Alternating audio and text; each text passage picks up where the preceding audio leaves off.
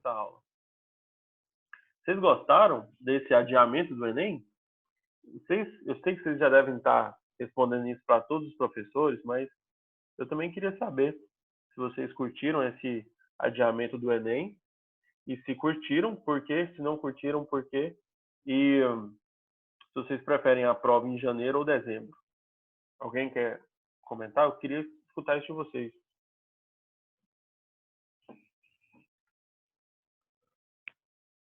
A Ana falou que gostou do adiamento. Ana, você prefere fazer a prova em dezembro ou em janeiro? Prefere que seja em janeiro, né? Mais alguém quer falar? Se possível, abre o áudio aí, conversa comigo aí, para eu escutar você. Bom dia, tio Pavas. E aí, João, como é que você tá, cara? Cara, eu tô bem, graças a Deus. Que bom. É, E aí, o que você achou? esse negócio aí do Enem, cara, eu acho que é um pouco relativo, porque quem não parou de se preparar, acaba que, tipo, assim, foi, entre aspas, prejudicado, porque quem relaxou essas coisas, vai ter mais tempo para estudar. Mas também, quem se preparou esse tempo todo vai ter mais tempo também, então eu acho que é uma balança bem equilibrada. É, eu acho que deveria ser adiado também. Essa é a minha humilde opinião, né? Eu acho que deveria ser adiado, mas eu acho que deveria ser feita a prova em dezembro. Em dezembro, ali, as 2 semanas anteriores ao Natal. Ali depois do dia 10, né? A primeira prova e a segunda prova antes do dia 25. Então, eu acho que deveria ser assim, para que a gente termine o ano, né, com tudo resolvido, tanto as provas e tudo mais. No ano que vem, a gente recomece um novo ano aí com novas expectativas. Porque senão a gente vai estar levando coisas de 2020 para 2021, né? Já que a gente está tentando resetar esse ano aí o mais rápido possível, né? Se a gente pudesse ter um reset, a gente faria isso. Mas é isso aí, gente. É, a Isabela Neves falou que vai ter aglomeração no dia da prova. Vai ter aglomeração no dia da prova. Mas até lá, né, pode ser que tudo tenha mudado já. Tem muitas questões tecnológicas e medicinais que estão sendo avançadas aí, né? A coisa da vacina, tem várias coisas que podem acontecer. Então, até os campeonatos de futebol estão voltando, né? Com todos os preparos, com tudo fazendo as coisas certinho. Se aqui no Brasil as coisas fossem certinhas, né? É bem provável, era bem possível que as coisas poderiam estar de forma diferente hoje. Tá bom? Mas isso não é um assunto que compete a mim, né? Porque eu não sou médico, não sou ministro, não sou político, nem nada. Mas eu só queria saber sobre a questão do Enem, se vocês curtiram ou não, e se vocês preferiam a prova em janeiro ou dezembro. Então vamos voltar aqui para nossas aulas, né? Onde a gente estava vendo justamente os tensoativos. Beleza? Eu lembro que na última aula a gente estava falando sobre os tensoativos. Falei para vocês sobre ser biodegradável ou não biodegradável. Falei para você do sabão comum, sabão de vó. Falei para você sobre os agentes surfactantes, que são justamente os agentes em que envolvem o enxofre, né, como um dos componentes principais aí do tensoativo, que é a base de enxofre, não de carbono, né, não é provindo de um ácido carboxílico, mas isso aqui é chamado de sulfonação. A gente vai ver isso esse ano nas reações orgânicas, tá bom? Chama a reação de sulfonação do anel aromático. E depois é colocado um cátion sódio aqui. Eu falei para vocês que essa ligação não é covalente, e sim iônica, né? Mostrei para vocês também esses componentes. Falei para vocês sobre a tensão superficial da água, como que ela é quebrada, justamente por causa dos tensoativos. A água ela tem uma película de tensão, justamente por causa das suas forças intermoleculares. As forças intermoleculares da água são tão fortes que aguentam, tipo esses insetos aí, como a aranha, é considerado inseto, né? Eu acho, né? O aracnídeo. Ela tem um peso, ela tem uma massa, ela tem uma densidade. Se você colocar ela em cima da água, ela vai ficar como se estivesse numa superfície. Não é boiando, tá? É diferente. E quando a gente fala sobre boiar, a gente está falando sobre densidade. Quando a gente fala sobre a superfície da água, a gente está falando justamente sobre a tensão. Porque essa aranha, se você afundar ela um pouquinho, ela não vai voltar para a superfície. Ela vai ficar lá afundada e vai morrer afogada. Com certeza. Porque ela é mais densa que a água. O problema é o seguinte: é sobre a questão de estar sobre a película, tá bom? Essa película aí é justamente a tensão superficial da água. Quando a gente coloca um tensoativo, a gente quebra essa tensão superficial da água e faz a água ficar mais molhada, como eu falei para vocês na última aula.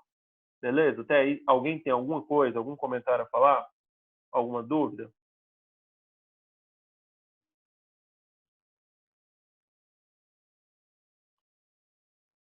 Até aí, tudo ok, né?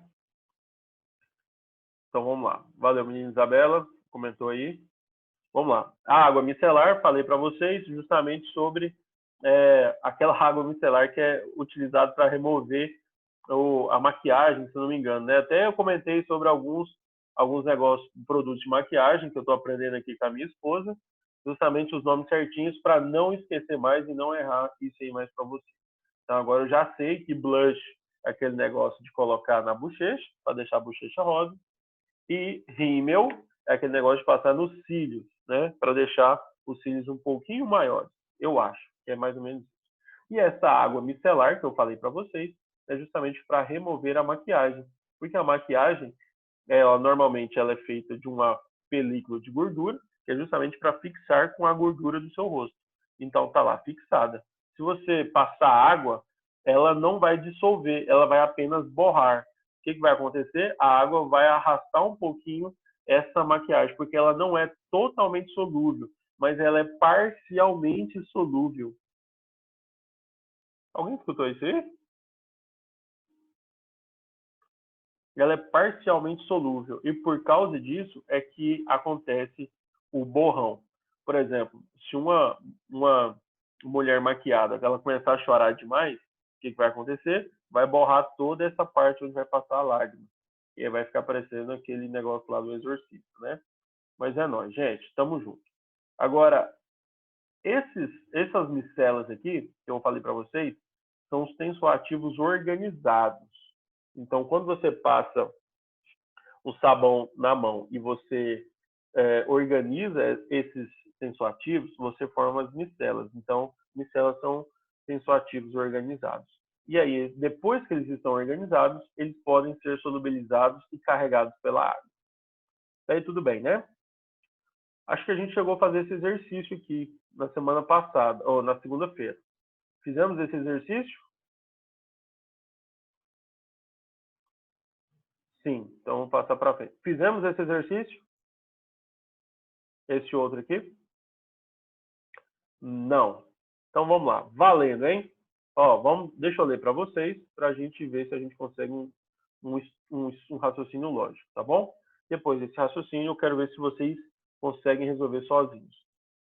Olha só, quando colocados em água, os fosfolipídios tendem a formar lipossomos, estruturas formadas por uma bicamada lipídica, conforme mostrado na figura.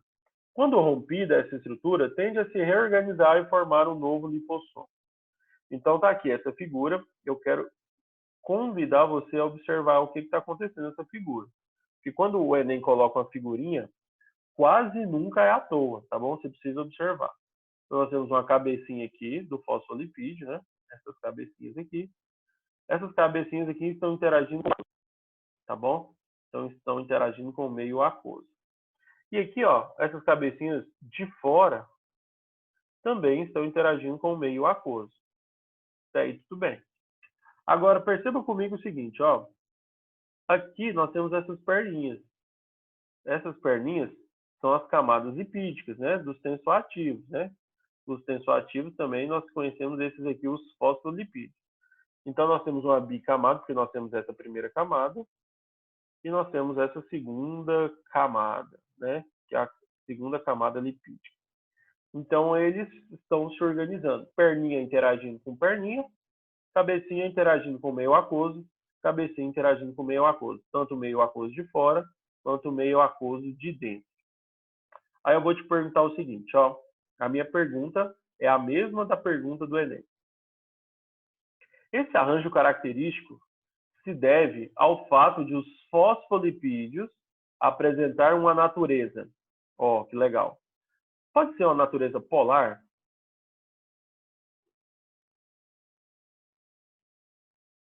Hein? Os fosfolipídios, eles apresentam a natureza polar? A galera tá falando não. Não, não. Na verdade, quem acertou aí foi a menina Líbida. Falou assim, também eles apresentam a natureza polar, porque eles interagem com a água. Então, eles apresentam, sim, a natureza polar. Ou seja, serem inteiramente solúveis em meio em água, aí também não. Aí é o que a gente fala sobre não, tá? Essa aqui é a palavra errada.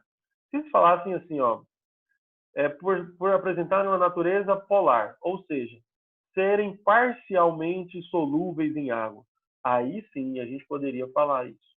Eles apresentam a natureza polar. Mas eles apresentam também a natureza apolar?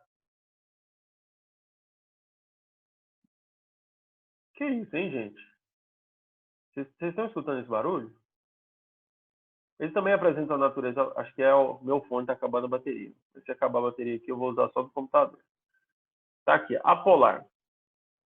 Ou seja, não serem solúveis em meio aquoso. Eles não são solúveis em meio aquoso, mas o negócio é que eles não são parcialmente solúveis, né? Porque eles possuem uma cabecinha lá que interage com a água. Então, eles são anfotéricos. Alguém já ouviu essa palavra? Anfotérico? Alguém sabe o que significa isso? Não? Olha só, essa palavrinha aqui, essa palavrinha anf significa o quê, hein? Anf significa o quê? A gente já estudou isso.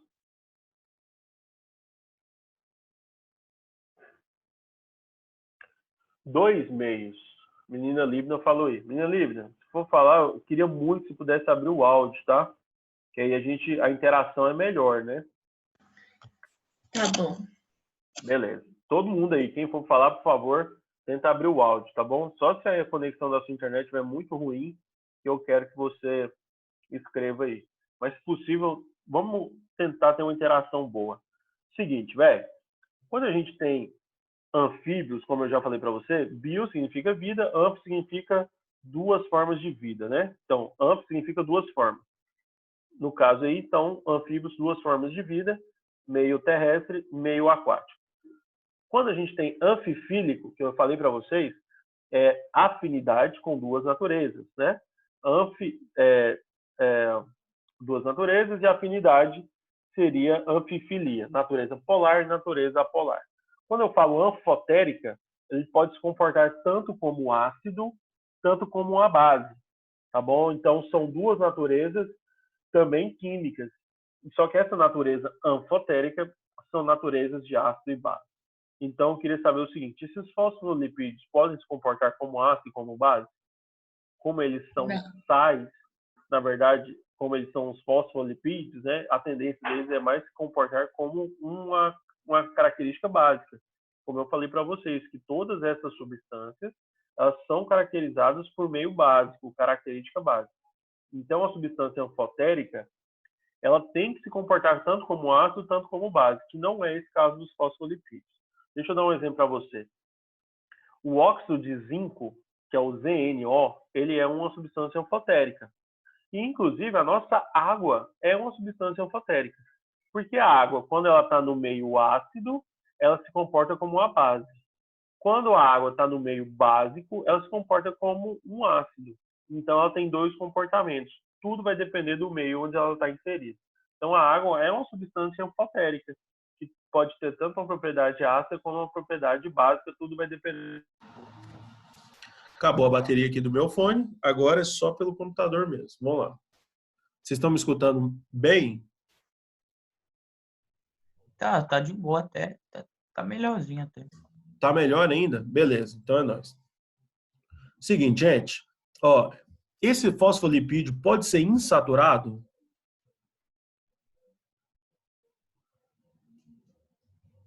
Pode ser insaturado? Não, Por que não esse pode. fosfolipídio não pode ser insaturado? Pera, porque não tem ligações duplas? Porque, primeiramente, é porque ele nem mostra a cadeia pra gente. para ter um indício de ligação dupla em saturação, ele precisaria mostrar a estrutura para a gente, a estrutura da cadeia. Aqui ele só mostrou a estrutura de um tensoativo, da representação. Entendeu?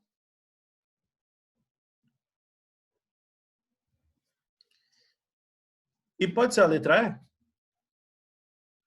E? Eu acho que é. Por quê?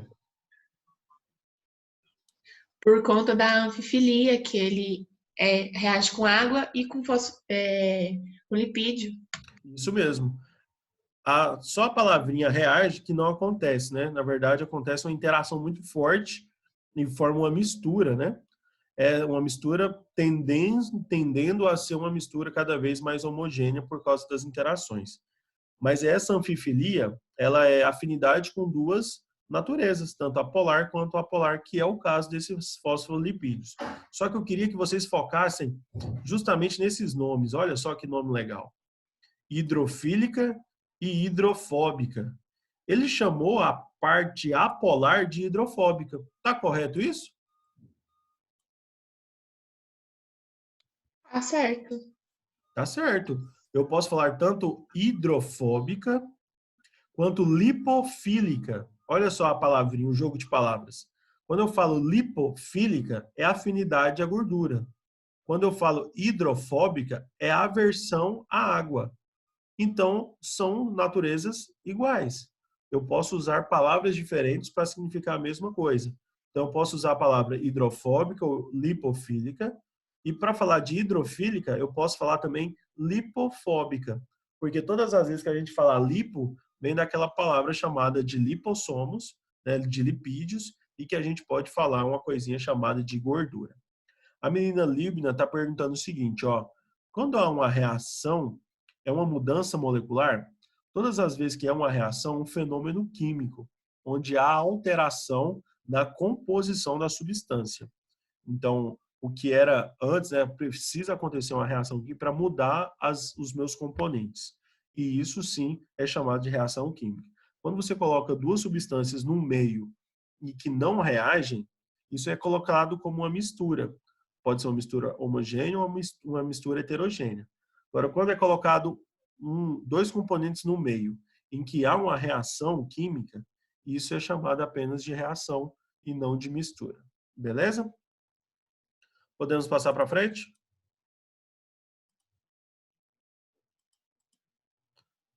Olha só, essa aqui, ela é muito top, velho. Essa aqui é uma das questões de tensoativo que eu mais gosto de fazer, principalmente com os nossos alunos. Olha só, os tensoativos são compostos capazes de interagir com as substâncias polares e apolares. A parte iônica dos tensoativos interage com as substâncias polares e a parte lipofílica, olha aqui o jogo de palavras. Olha só que legal. A parte lipofílica, ou seja, que a afinidade às gorduras, interage com as apolares. A estrutura orgânica de um tensoativo pode ser representada por... E eu coloquei justamente a mesma figura lá atrás, para te mostrar que era um tensoativo aniônico e a forma esquemática dele, né? Como ele é representado. Agora, ao adicionar um tensoativo sobre a água, suas moléculas formam um arranjo ordenado, ou seja, as micelas, né? Esse arranjo é representado esquematicamente por... Me fala aí, quais são os arranjos, qual que é o arranjo possível quando você coloca um tensoativo na água? Pode ser esse primeiro? Sim. Eu creio que seja o terceiro. Quem falou? Libna. Não, seu nome não é Libna. Seu nome é Menina Libna. Tá certo. Então, aqui nós temos o primeiro, o segundo, o terceiro, o quarto e o quinto. Todo mundo aí acha que a Libna está certa? A Libna tem um grau de respeito muito grande nessa sala, né? Quando ela fala, normalmente ela acerta. Então, normalmente a galera, se eu perguntar, a galera vai junto também, né? Muita gente vai junto com a Libna. Deixa eu falar um negócio para vocês. Ó, o nível da água está indicando a superfície dela, né? Então, eu quero mostrar para vocês o que vai acontecer. Se eu colocasse esse primeiro componente, eu estaria mostrando que a cabecinha estaria na superfície E para baixo aqui da água, interagindo com a água, estaria a parte lipofílica, a parte lipofílica do tensoativo. Então, a parte lipofílica não pode interagir com a água, ele tem que estar fora da água. Mas se ele tivesse assim, ó, igual no segundo esquema aqui, nesse segundo esquema ele está te mostrando que a parte que é aniônica, ou a parte iônica, né, ela não está interagindo com a água, estaria errado. E aí, como a gente pode perceber no nível 3 aqui, no nível 3 não, no esquema 3, a cabecinha do tensoativo está interagindo apenas com a água, né? E a parte do tensoativo da gordura, ele não está interagindo com a água. Então, esse seria o melhor esquema possível dentro desses componentes. O esquema 4 e o esquema 5 não entra nem em questão aqui. Por quê? Porque estaria tensoativo mais denso, e o tensoativo não é mais denso. Nós estaríamos aqui com a parte do tensoativo para dentro e a gordura interagindo ainda com a água. Então, de todos esses esquemas aí, seria justamente o do meio, o número 3 aqui, que daria para a gente um entendimento melhor de como o tensoativo funciona. Quando você coloca água numa panela cheia de gordura, a gordura tende a ficar por cima, né? Então, quando você coloca o tensoativo, você quebra essa tensão superficial da água e você faz com que o tensoativo interaja com a água e a parte lipofílica interaja apenas com a gordura. Beleza, galera? É fácil? Tá fácil?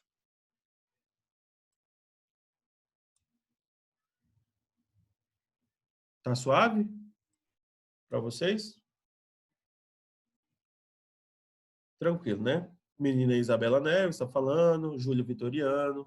Cadê a menina Karen? Não falou aí não? Gente, eu não sei se foi aqui, né? A menina Libna, e eu até pedi para a galera poder gravar um vídeo. Não sei se vocês falaram que ia gravar um vídeo, que eu ainda estou esperando esse vídeo lá no simplesquimica@gmail, tá bom? É no Google Drive. Não pode ser mandado pelo e-mail, tá bom? Com certeza eu vou mandar os slides para vocês, tá bom? Com certeza. Minha Libna, você tem Google Drive, né? Você deve ter um Gmail. Quando você pega esse Gmail e você coloca o vídeo no seu Google Drive, você pega e compartilha. Compartilhar vídeo. Você manda lá para o simplesquimica@gmail, tá bom? Assim que acabar a aula, eu vou estar compartilhando esses slides com vocês, tá? Olha só. Aqui nós vamos entender como funciona um éster, tá bom? Dos derivados de ácidos carboxílicos, nós temos os dois principais. Os sais orgânicos, né, que formam também alguns tensoativos, e nós temos aqui também os ésteres. Por incrível que pareça, os ésteres também são muito cobrados nas provas do Enem. Deixa eu até mostrar para vocês aqui, ó. Isso aqui tudo são sobre éster. Uma questão, 2, 3, 4, 5, 6, 7, 8 questões que eu vou corrigir com vocês. 8 não, se eu não me engano, foram 7 questões que eu vou corrigir com vocês sobre os ésteres, tá bom? Então, isso aí é justamente outra função que cai bastante no Enem. E são derivados de ácidos carboxílicos. Nós temos outros derivados de ácidos carboxílicos que a gente vai dar uma passadinha, mas eles não são cobrados. Então, a gente vai dar um foco maior para os sais orgânicos e para os ésteres, beleza? Minha Libna está falando aqui, já falei com o Soneca, aí ele pediu para ir pelo e-mail mesmo, porque o meu drive tá bugadão, aí eu vou mandar o meu e o da Isabela. Beleza, tá de boa. Se couber, né? Porque às vezes o vídeo é grande, mas é nóis. Vamos lá. Para acontecer a formação de um éster, eu preciso de um ácido carboxílico, vai reagir, né? Um ácido carboxílico vai reagir. Só que em vez de reagir com a base, né, para formar um sal, o ácido carboxílico vai reagir com um álcool, e vai formar justamente um éster, tá bom? Essa função aqui, que a gente tem como éster, que é justamente esse componente aqui, ó, deixa eu circular aqui para vocês verem. Isso aqui, ó, isso aqui é característica de éster. Esse oxigênio bem aqui que eu circulei, ele vai funcionar como um heteroátomo, tá bom?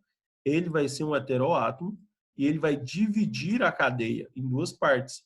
Uma cadeia provinda justamente do ácido e de uma cadeia provinda justamente do álcool. Então, por causa desse oxigênio aqui, é que a gente vai fazer essa separação. Olha só, então nós vamos ter um ácido carboxílico reagindo com um álcool em meio ácido. Esse meio ácido é um ácido muito forte, chamado de ácido sulfúrico. Beleza? E aí vai ter a formação de água. Deixa eu mostrar um negocinho para vocês.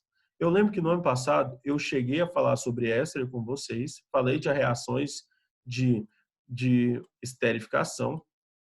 E eu quero te fazer uma pergunta muito simples antes da gente acabar a aula. Hoje é só uma introduçãozinha muito simples, tá? Deixa eu te perguntar um negócio. Quando você vai tomar uma Coca-Cola e você coloca limão, quem gosta disso aí? Quem gosta de limão na Coca-Cola?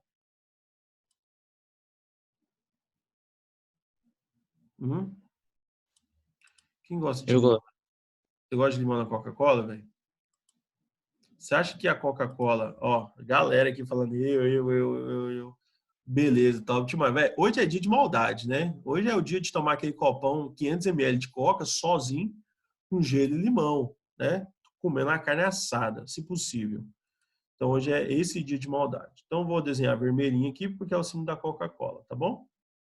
Cara, eu adoro Coca-Cola, só que eu prefiro sem o limão, eu prefiro só a Coca-Cola com gelo, né? Tanto eu quanto a minha esposa aqui. Deixa eu falar um negocinho para vocês, velho. Quando a gente coloca o limão na Coca-Cola, vocês acham que a Coca-Cola fica mais ácida ou vocês acham que a Coca-Cola fica mais básica? Lembrando que a Eu gente... acho que ela fica menos ácida por causa do limão. Eu acho que o ácido do limão diminui a acidez da coca. Quem falou isso? Isabela Carla. Isabela, menina Isabela Carla, saca só, velho. Está coberta de razão, você pira? Está cobertinho de razão. Deixa eu mostrar para você o seguinte. Aqui é o pH da Coca-Cola, próximo de 4,5, tá bom?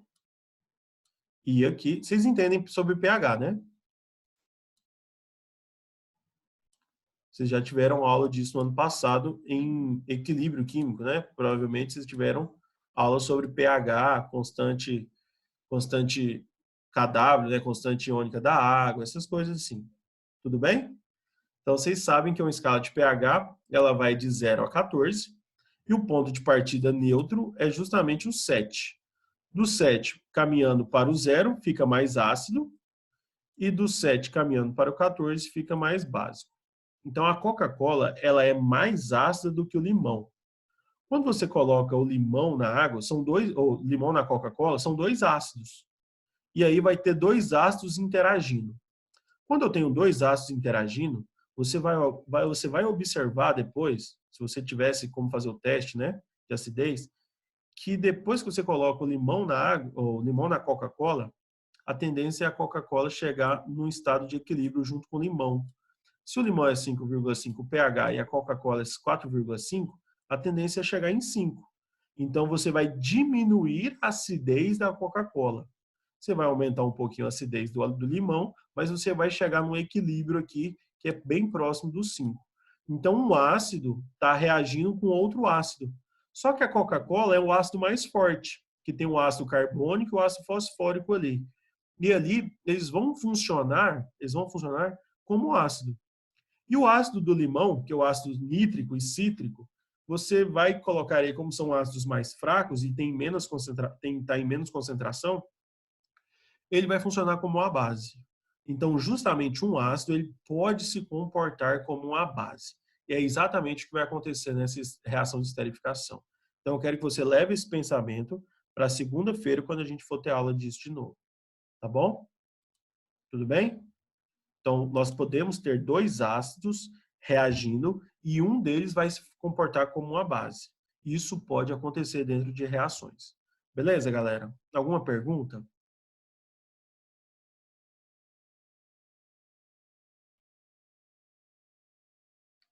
Tudo ok? Beleza. Vocês sabem que a gente tem um plantão hoje, né?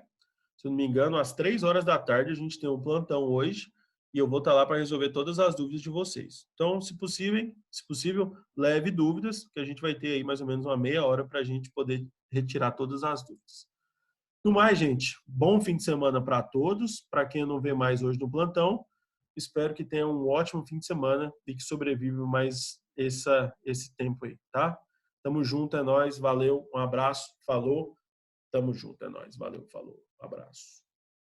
Algum plantão, você poderia aprofundar em alguma matéria? Isabela Neves, o que você perguntar no plantão eu vou aprofundar. Pode ser tanto na minha matéria, na matéria do Soneca, na matéria do Cleitinho, não importa. Qualquer matéria você pode me perguntar que eu vou tirar suas dúvidas no plantão, tá bom? É nóis. Tamo junto. Valeu. Agora falou de verdade.